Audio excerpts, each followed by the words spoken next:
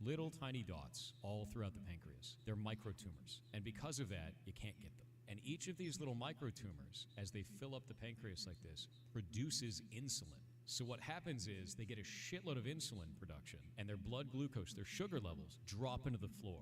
It's reverse diabetes. It's exactly what it is. Yeah, so it's an overproduction of insulin. It's the opposite of like diabetes. It's overproduction of insulin. It means that they produce way too much, and then their blood glucose drops into the floor. And what ends up happening is they die from that because your organs need glucose to function. The brain needs glucose to function. So what you do is you counteract this with prednisolone. Pred is what is used for this, and that allows them to have higher blood glucose levels. The problem is pred makes it so that heart disease gets worse. And usually when a ferret's the age that they're getting insulinoma, they usually have heart disease too. Welcome to genetics in ferrets in the United States. So then you have to play this game of like just enough pred to keep them alive and not enough to make their heart stop. And you just kind of do this back and forth, and you're like, until they can't live anymore. And there's not really much you can do once they get both.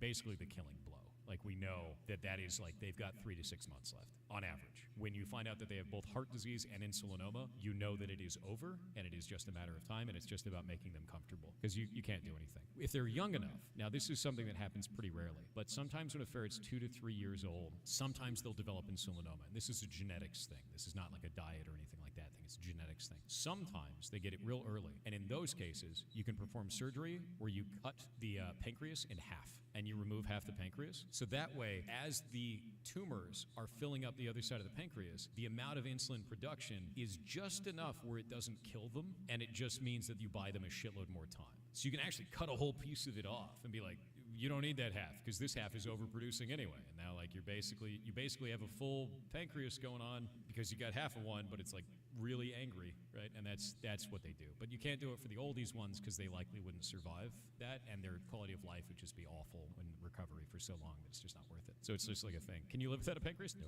you need that. You just want to have less of it in this. So this is one of the things that we have to deal with, which is like a whole normal thing in the rescue is like normal stuff with this. It's a very common thing among ferrets, but it's likely that Loki has insulinoma. She's got all the telltale signs of it. It makes me really sad because like Loki was my first ferret, and we got her with snails. So I know that when she goes, it's going to really mess me up, and it's been bothering me a lot lately. Don't ferrets have a small lifespan of 5 to 10 years? Yeah, and Loki's 7 now. So it's right around that time where insulinoma is like a given, adrenal is a given. It's how it goes, and like I know that's how it is.